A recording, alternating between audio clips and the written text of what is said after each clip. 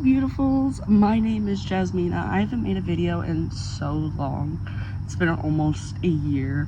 I haven't known what to make a video about, and I really wanted to make a yoga video, but I feel like I need like a re-up in training or to take some classes or something like that, because I got my certificate in the end of 2023. So it's been like 3 years and I really need more education. So it doesn't feel right now teaching it.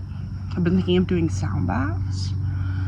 But one of the things I thought of making a video of, and a few people did also like the idea, was talking about deity, worship, high priestess a little bit, but not really, amongst the different deities within different cultures and pantheons.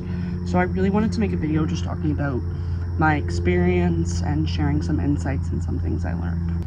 So when I first started getting into deity work, it was 2020 during COVID, and the first deities I started working with was Greek deities, which would be considered Hellenistic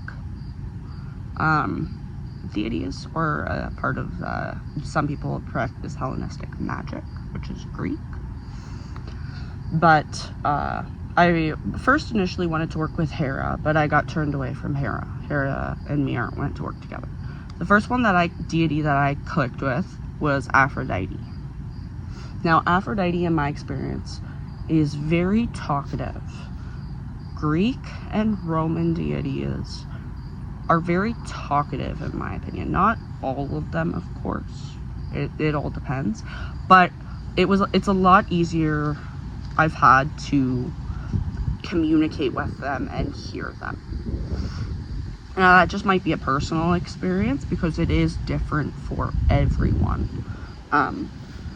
But then when it comes to Norse goddesses, which I used to worship Loki, and he helped me a great deal, and then our times came, we parted ways, because that's a big part of this. There are some deities that you will continue to work with, and then there are deities that you will only have in your life for a period of time.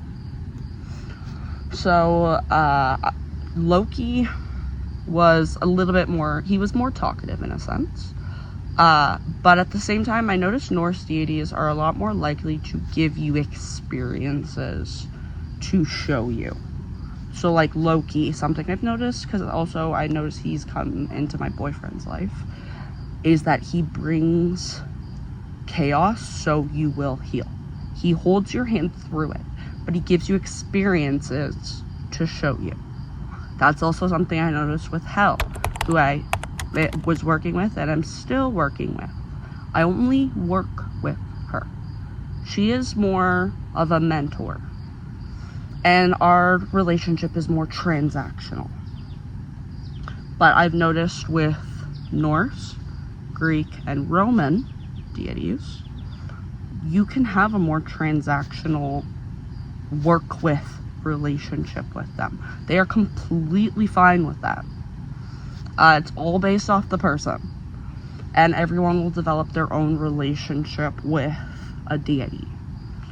And I think we as humans will kind of compare it to human relationships. So for me, Hel is more like a mentor, a teacher. Aphrodite kind of feels like a big sister. Isis and Mother Gaia, Mother Earth, are more like a motherly relationship. So it all depends on the person and the degree to which you work with them. So the degrees you can work, which again I feel like is that more transactional. You can worship, which with Greek, Roman, and Norse deities, I noticed that just takes some time of almost working with them, and then eventually you will feel called to worship them or not. So I didn't start worshiping Aphrodite till this year, and I had been working with her since 2020, and only this year was like, okay, I want to move this up to worship. That's as far as I think I want to go with Aphrodite. Then there is Isis. I am kind of working with her right now, But I would like to go to High Priestess with her, which is like the farthest you can get with them. That's like the most intense. That's also where there's the most rules. And that can take years to get to that point. And that I don't know as much about. You can look into videos probably and learn more about that. That's something I also am just exploring. So the reason I talk about these different stages is because not all cultures, deities work like this. So one culture I know of where the deities don't work like this is Vedic deities or Hindu deities. So I have worked or worshipped Krishna, Radha, kind of as one, and Kalima for a part of time. Now Kalima I just worked with, and that's where I realized we're not meant to work together. And stuff, because Vedic deities or Hindu deities demand worship and respect. They are very hard deities to worship, and they are very time consuming. So when I was worshiping Radha Krishna, I spent almost all of my time when it came to learning about deities focusing purely on Radha Krishna, because yeah, they demand a lot of you. And that's actually part of the reason why I am reevaluating my relationship with yoga, and I want to do more trainings and learn more. Because after the whole cult era of my life, I went to try to create a bond and see if I could worship Kalima. And one of the first things she told me when I like really sat down with her was that I was disrespecting yoga. And that just was like, that gave me a whole, like, okay, I need to go back and rebuild my foundation. So I deleted my website, and one of the things I decided is I'm really trying to not end classes with Namaste, but start them with Namaste. And then coming from a Kundalini perspective, maybe ending classes with Satnam. So I've been learning slowly how to do that more respectfully, because one of the things with yoga teaching is, what is your mission? And my mission has always been to bring respect to this practice and help people learn the non-westernized way of it. So that means I have to learn that shit. So Kalima really gave me that reality check, and I was like, okay, thank you for this advice, but also these relationships are too intense. I don't know if this is something I can take part in right now. So I am no longer in any aspect with Hindu Vedic deities, just because there was a lot there, and it might just be the end of that time in my life. I don't know. So that's where the newest deity that has started showing up in my life is Isis, like I was talking about. Now Isis, and this is some things I've been learning, Isis is an Egyptian deity. However, Isis is the Greek and Roman name for her, because I still am learning, but the Greek and Romans came to Egypt and they brought back stuff home with them, and a lot of it was deities. So they share a lot of deities. So Greek and Roman call her Isis. Egyptians will call her Aset, and I'm probably saying that wrong. But that's how I've heard it be pronounced.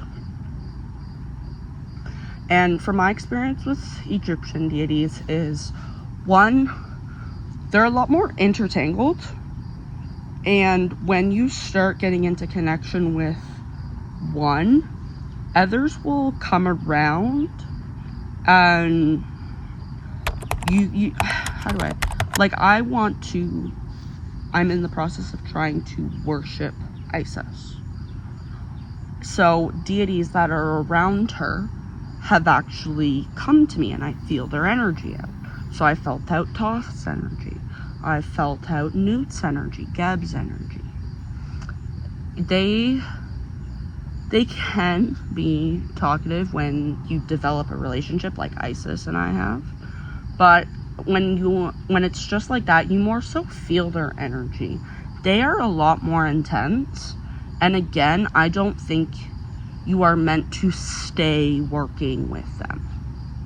Now, I have heard people say that you can casually worship Isis, or work with Isis, that she is totally fine with that. But again, I feel like they don't want you to stay working with them. They want you to worship them. And if you are just going to work with them, it's more so in the relationship to the deity that you're worshiping. So that's something I've also heard with Isis, is that you will really see her faces by the other deities you work with. And I've noticed that to be very, very, very true. So I am personally Portuguese and Spanish, and there are about 3 to 5 temples during the Roman Empire that were Isis temples in Portugal and Spain. So it was considered the Isis religion, and it spread far and wide. And it's very complex, and Egyptian deities can be very intense. And again, Egyptian deities, if you work with them, it's more like you work with them in their relationship to the deity you want to worship. I'm not really talking to Toph, I don't hear Toph, but I feel the energy in his relation to Isis. Whereas when it was stuff like that with Aphrodite and her stories, I don't really feel the energy of the other deities involved in the stories. But when I read about Egyptian mythology, I feel their presence in a sense. So I don't know if any of that made sense, and I'm very, very curious to see what other people's experience with deity worship, high priestess, as well as the difference you've noticed among different cultures, because there are tons of other cultures. There are closed practice cultures. So I would love if people shared in the comments their experience with any type of deity. Let me know if it's a closed practice too, just so I know, because then I know, I always appreciate that, and I love learning about it in a way of trying to be more respectful. So I'd love to hear about any of that stuff, as well as anybody's experience like mine, if they've worked with Greek and Roman and Egyptian or Vedic or Norse, or I can't think of many others coming to the top of my head. But yeah, anything like that, I'd love to hear your experience. But thanks for joining. Bye!